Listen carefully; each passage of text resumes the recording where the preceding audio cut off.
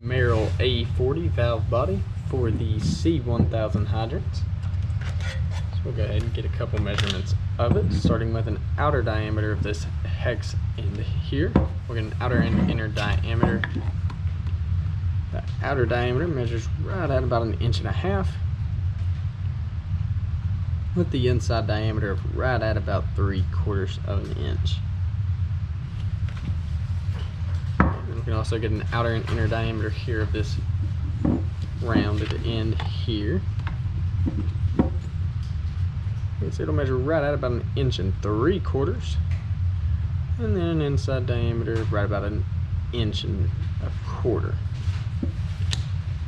And we can get a total length from end to end,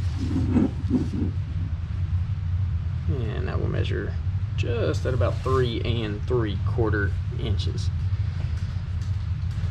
Yeah, once again, this is the Merrill A-40 valve body.